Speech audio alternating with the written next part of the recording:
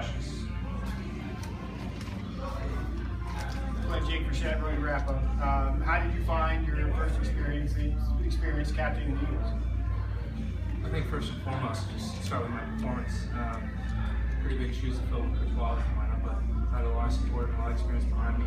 Sam with Leo and a lot of good guys. So I mean, fun. First and foremost, do my job, do the best I can, support the team, whatever they need. Okay. What do you think made the difference? In what way? The win, the loss. Between the win last week and the loss this week? Yeah. Well, I think we showed a really good composed first 20 minutes. We did a lot of things really well. As far as like seeing our white zone playing rugby in the right areas. We were menace in defense, especially at the breakdown, which we saw the result of in that first 20. We did let a little turnover and ill discipline creep into our game at the end of the first half. But I feel like we were still in control. In the second half, I think we kind of went away from the things that we saw a lot of joy from in that first half. Coach, how important is playing a match like this in preparation for the World Cup? But this one was a good one for us because you have a quality side, Harlequins, who try to run things, so you're going to try to stretch out of it, and you have to get better at that type of defense. Also, it gave us the opportunity to play a large number of players who don't get too much game time in a non-test situation. So that was really beneficial to us today, and guys got some good mileage under their belt. The big picture of rugby in the USA, what does a visit from a club like Harlequins add to what you're doing? I just think that Harlequins is such a well-known name to the rugby community here, and people watch them on a weekly basis during the year. They have the cable channels and they see them play week in and week out in the Premiership, and to see them actually come here and watch them live against their team, I think that's a big positive for the country. It would have been nice to see a bigger crowd, but it was a good vocal and supportive crowd. So I think it's a good positive for us in terms of American rugby public.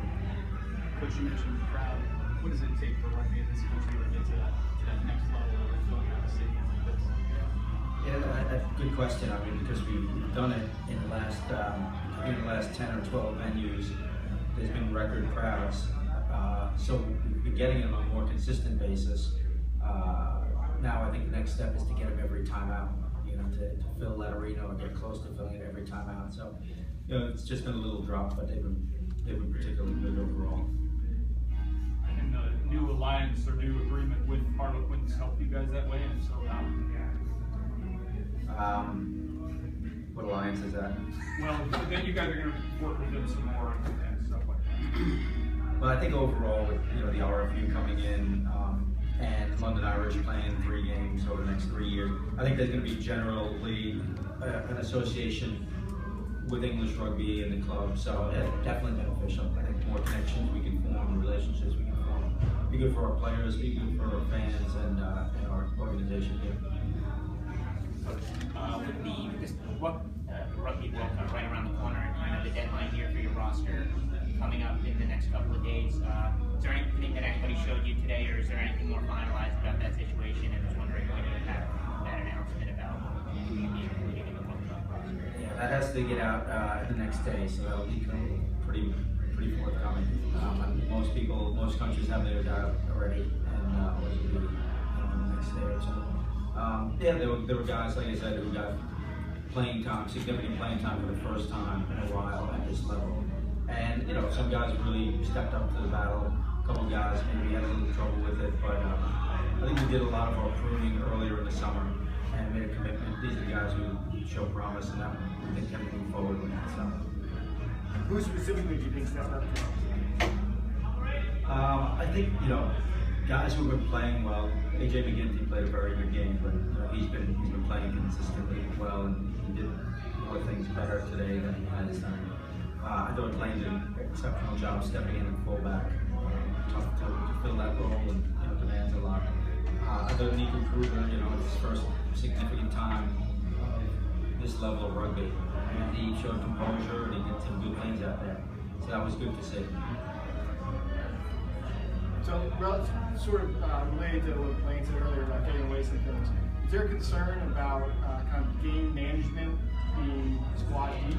So like early on, there was a very clear plan for what was going to happen in different situations. And against Canada, there seemed to be a pretty clear plan. In the second half, the game management didn't seem to be as strong. Are you worried about that depth of game management squad deep? No, I think that's why you play these games. Nico needed 40 minutes out there under pressure. Falau Nua hasn't played much 10. He stepped in for Shalom, who just has a small injury and he'll be back. So you don't have that consistency. You have to battle through it, and that's a big part of going into the World Cup. We're going to be hit with obstacles, and we have to battle through them. And that experience today helped us grow a little bit. And just echo what Tolkin says, all this experience accrued for our halfbacks. They tend to be the determinants in international rugby who wins games. Can we win our set piece? And we've demonstrated that our set piece has gone pretty strong, especially in the scrum and the lineup. And if we have 9 and 10 who take us around the field, put us in the right areas, consistently do that, and we'll be really competitive. And that should just put us in good stead for the rest of the way. In talking about set pieces, how did you feel when they substituted their Welsh internationals the second half? I felt it was a real nice luxury to have. It's nice to have off the bench, but like Blaine said, it's a good challenge for our deeper guys to have to go up against that. So, yeah, good for them. And good for us, we get benefit out of that. Blaine, specific areas, what does this team need to improve on for Australia and for the World Cup?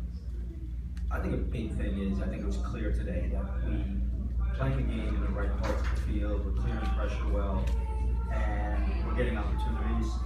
That's been pretty consistent with us this summer, but we have to work hard to make those opportunities count. Meaning we have to come out with points from those line breaks and those opportunities more often than we are right now. We just need to work hard to make that work. Going off what Coach Tolkin just said, Blaine, the team seemingly made a lot of clean line breaks. He had left a lot of points on the board. Anything you saw out there that the team can do better next week against Australia to make it think up an extra pass and reward yourself with some points in those situations? Yeah, I think so. I think talks again is we just need to play the play that's happening. Sometimes when you get caught, we have obviously have attacking shape, so a lot of times we get caught in this where we're just going to play the shape because.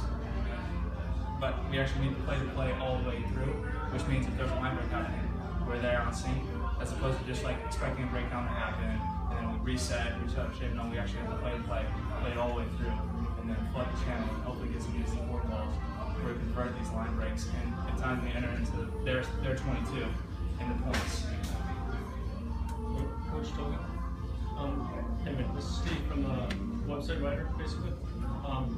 I noticed that you have three brothers on your team. I think the one's not on the team right now, but Roland, Andrew, and Shalom. Can you kind of speak to what that was like, basically feeling three brothers, basically? I don't know if they all played at the same time. At one point, I think they may have played 1 or 2, but really, Andrew and Shalom have been the primary players for the Eagles over the last couple of years, and Roland hasn't really been on the squad. So, but it's a unique thing, you know. I'm sure it's fun for them to be able to get on the field and their parents to watch and family. But they're talented players, obviously, talented rugby family. All right, guys, we have time for one more question. I'll take it. The guys who weren't dressed today, so Scott Lavala and Smith and Barrett, I'm forgetting somebody, but any chance their injuries will affect their chances for the World Cup squad, or do they expect it to return soon? No, they're very close. 2 of them were just precautionary, and 2 needed just another couple of days. And Chris Wiles has had a long season, went into 7s, and we just wanted to give him a mental and physical break before we kind of got into the thick of things. So that was good, but everything is in good shape in terms of injuries in those guys. Thanks, guys.